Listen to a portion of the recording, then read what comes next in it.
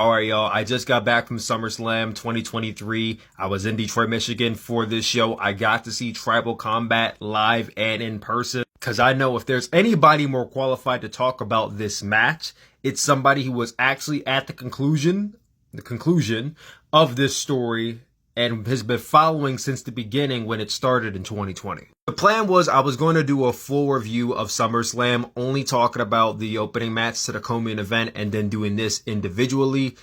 I did record that part of the review and it corrupted, and I don't feel like redoing it right now. So we're only going to talk about just Tribal Combat. If you guys want to know my thoughts on SummerSlam, please let me know. I might talk about the matches individually, but I honestly do not feel like re-recording that whole I don't feel like doing that over again right now. So we're just going to talk about Tribal Combat and why I believe they completely missed the mark with this match. There's a lot of people online right now that legitimately did not like this match or did not like the finish. I'm one of those people. Not that I hated the match or I think like, oh, it's fucking like it sucked. No, I think as a whole, this match was extremely underwhelming, but it wasn't bad. I don't think in my soul I could say Roman Reigns versus Jey Uso was a bad match, but was it an underwhelming match with a very overdone, overbooked element of repetitiveness? Yes, absolutely. Added on with a very puzzling finish. We're going to break it down. Okay, let's break down this entire match. So I think the first thing we have to get out of the way right now is that if you're talking to somebody who was at Ford Field, who was in the arena for this match, you also have to take into account that when this match started, it was 11:39 p.m. A lot of people have been in that arena since 7 p.m., 6 p.m. Some people even got there early at 5 p.m. There are people who have been in that arena for almost 5 hours, 4 hours now. And we're just now getting to the main event of the show. So yes, we are tired. We are beat. We are ready for, we're excited for Tribal Combat, this 3-year-long story, but it's starting at 11:40 at night. And you just know Roman Reigns is going to have this 3, 4, 5 minute long entrance. And then the opening scene, like you just know this match is not going to end until like 12:15, 12:20. So I think from the jump, a lot of people weren't that enthused about it because they knew this match was going to go into the morning. So yeah, if you're going into this match already knowing it's not going to end until well over midnight, yeah, I would be kind of frustrated too from the jump. But of course, that's not going to break my soul or deter me from watching and experiencing this match. Because the energy for this was palpable. When Jey Uso came out and he's doing a little, hey, and the whole crowd was doing it, bro. I don't know if Jey Uso's ever going to get to that point, that height in his career of popularity, but like, he's him right now. So the bell rings and the first 15 minutes was just slow, plodding, and just that overarching Roman Reigns beatdown, slowed monologue that we see in every single Roman Reigns match. I feel like the novelty of that is nearly gone because it's every match. The exception I could think about was last year's SummerSlam when he faced Brock Lesnar, because let's be real here, Brock Lesnar is not coming out to work a 35-minute long match. He's not doing that. So the method last year was that they were coming out guns blazing with all the weapons and whatnot, hoopla, yada yada, and it worked, and I thought that was fantastic. Match Brock Lesnar Roman Reigns had last year was outstanding. I love that match. Tribal Combat more or less is Falls Count Anywhere, so you have a lot of room to have a very similar match to the one you had last year. And with Jey Uso, Roman Reigns having this very deep-rooted hatred for one another, Jey hates Roman. I don't think Roman really hates Jey. I think he just wants to control him. But the hatred within each other, especially Jey wanted to be in the main event, wanted to take the Tribal Chief mantle away from Roman Reigns. He should want to go at him guns blazing.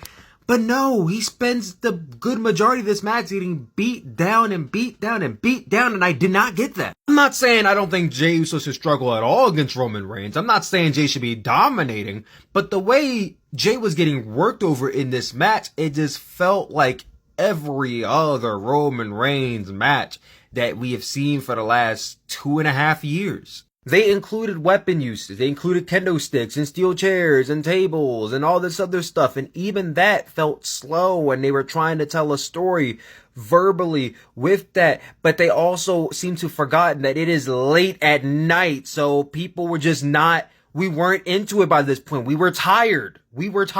So yeah, the stuff they were doing in the first 20 minutes was just not working. And then they go into the crowd, and then out of nowhere, he just kind of spawned. Solo Sikoa's there. Every match without fail, he is just right there, ready to go. And I'm like, bro, you can't just stay to the back or something tonight. I get it. No disqualification, no tribal comp. But like why couldn't you just stay to you could have came out the very end, but like in the middle, in like that 20-minute mark, you decide to come out and start beating down Jey Uso. So mind you, he's putting in the work, he's laying out Jey Uso, and the whole time I'm in the crowd, like, where's Jimmy? Like, when's Jimmy gonna come out and save his brother? He never comes out. So they drag Jey back to the ring, they beat him down in the ring some more. Now it's a 2-on-1 situation. Again, the whole time, the crowd is wondering, where the hell is Jimmy Uso at? 25 to 30 minutes in, Jey's finally starting to make a comeback. Now we're getting a bunch of near falls. And here's the thing, bro. Not a single person in that entire arena bought realistically that Jey was going to win this match. I asked at least 14 people that weekend who they thought was going to win this match, and not one person said Jey Uso was going to walk off the champion. We all knew Jey already got the win for a reason. He's not beating Roman Reigns. He's not the guy. This match is about the rivalry between the bloodline. It has nothing to do with the championship. The championship is, quite frankly, irrelevant to this match. It's irrelevant from a story standpoint, but because the championship stamp is on this match, you're almost put in this chokehold where you have no choice but to have Roman retain, because you're not going to build a championship around Jey Uso for the next 10 years. They worked themselves into a corner by having Roman Reigns be the champion. This is why Cody should have won at WrestleMania. If Cody would have won the championship already and this was just a regular singles match, I guarantee you Jey would have won. There would have been no issue. No one would have been like, oh no, no one would have had an issue if Jey would have won here if there was no championship on the line. Once you set that precedent for it's not only just for the tribal chief position, it's for the championship, well, now you just add the whole fact of winning out the window. So he's rocking and rolling, right? He really getting into it, and the Uso splash and all that. Then a hooded figure pulls Jey out the ring, and bro, I swear on everything, as soon as I saw somebody pull Jey out of the ring, it's like we all knew right away it was Jimmy Uso. We all just started shouting, no, no, no, no. And it's so stupid because you spent the last 3 months feuding with your cousin to protect your brother, and now you're going to turn on your brother at the last minute? But then you got people steadily defending this online like, oh, he did it out of jealousy. Okay, let's just say Jimmy Uso was jealous and envious. And that's why he costed Jey Uso the match and turned on his brother. I could kind of sort of understand that. Then why the fuck would you wait until right now, this day, to do the turn? Why would you wait until the day your brother is feuding with your cousin, the same cousin who's been bullying you and manipulating you and treating your brother like dog shit? You wait until that day, that moment to turn?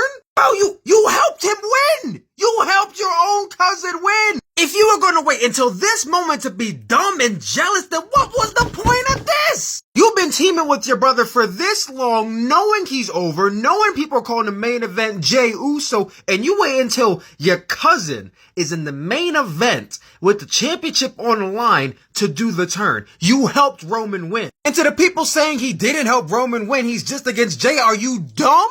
Nobody's saying he rejoined the bloodline, but why would you wait until game day to pull that bullshit? Because in the midst of ruining the match for the guy you hate, now the other guy you hate is still the champion. This was a double negative situation. There's the win. There's the win here. Yeah, Roman's still the champion. We all knew that was going to be the end game here. But now you just did an erasure of the last 3 months. None of this shit mattered in the end. Jey's going to feud with Jimmy.